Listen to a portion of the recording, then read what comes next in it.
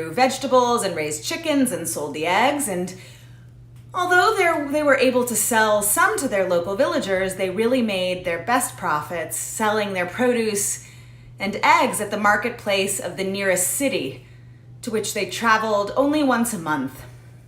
The challenge was that the city was over a full day's journey away and required them to travel on a single winding road around the mountain in order to get to the town on the other side.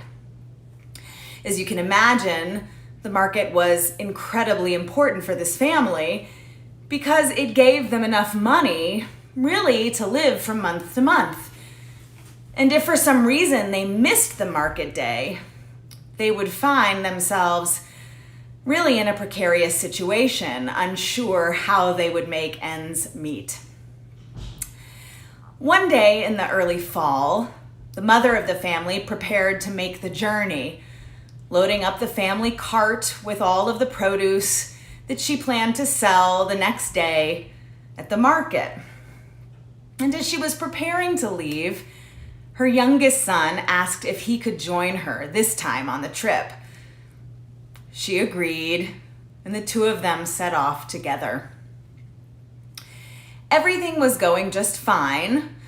That is, until they made their way around a turn, only to encounter a huge boulder that had fallen from high above and landed right in the middle of the pass. The mountain was on one side, a steep cliff was on the other side. There was no way around it. The only way to continue their journey was to move that boulder. And almost immediately, the son saw this as an opportunity to prove to his mother how strong he was. So he told her, "I will move the boulder." He walked up to it and he pushed his right shoulder into it with all of his might, but the boulder didn't budge. So then he thought to himself, I'll get underneath it. So he got underneath it. He lay on his back, pushing with his legs to try to dislodge this boulder, but still it didn't budge. He then gathered some large branches and began trying to shove them between the mountain and the boulder in the hopes of dislodging it that way, but that didn't work either. Attempt after attempt, he tried everything. Nothing worked. At which point he came back to his mother feeling embarrassed, ashamed. "I'm sorry, Mother, we're gonna have to miss the market this month. There is no way to move that boulder. I tried everything I could." And so the boy's mother responded, "Did you try everything?" "Yes, everything," the boy replied. "Are you sure you tried everything?" "Yes," the boy said with exasperation. "I tried pushing with my shoulder, with my feet, jamming branches into the side of it, climbing on top of it and going over the other side. I've tried everything, but nothing works. Nothing is gonna move that boulder." And so the mother smiled and said, "Well, there is one thing you didn't try."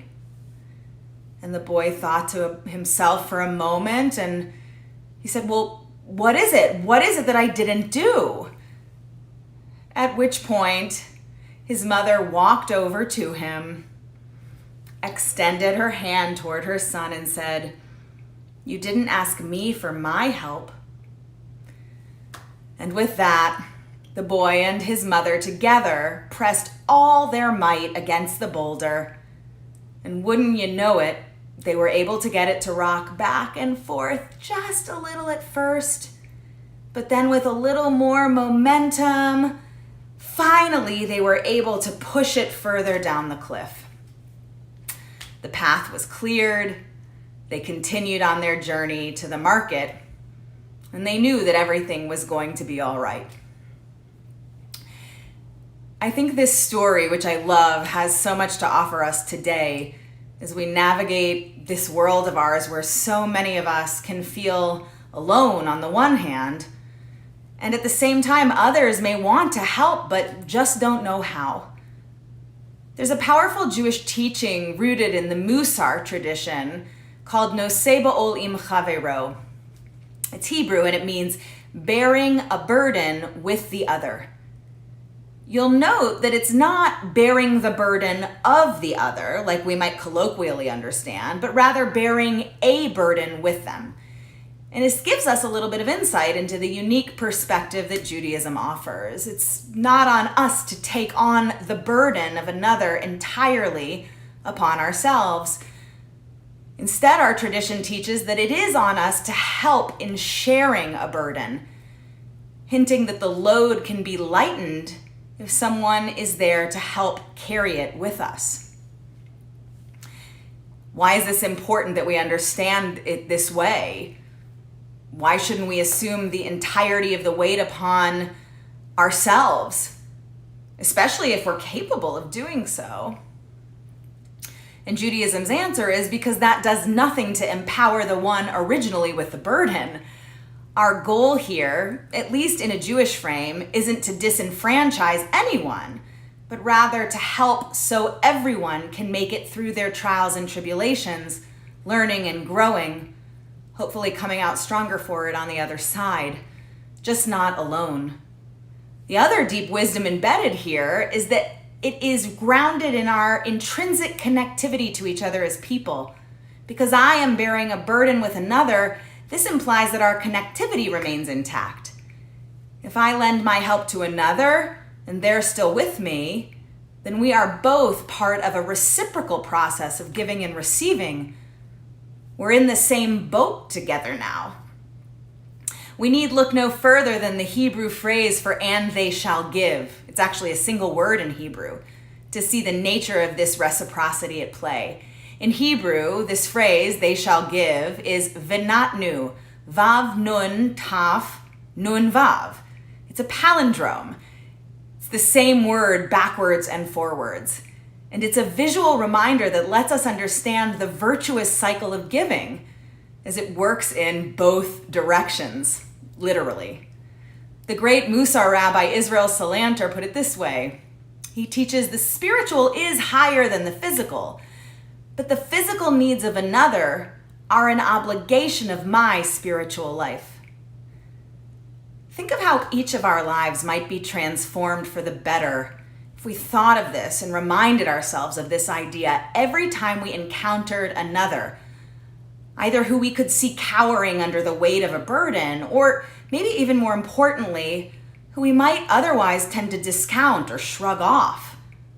Ultimately, when we're aware and feel obligated to bear the burden with another, we become more attuned to the needs of others, more humble ourselves, and in the process create the space for true transformation. So as we move forward in these fraught days filled with so much burden all around, I pray we'll each be compelled to both seek out help from under our burdens and also help lift up the burdens of those around us. And in the process, create a world of greater ease and peace for us all.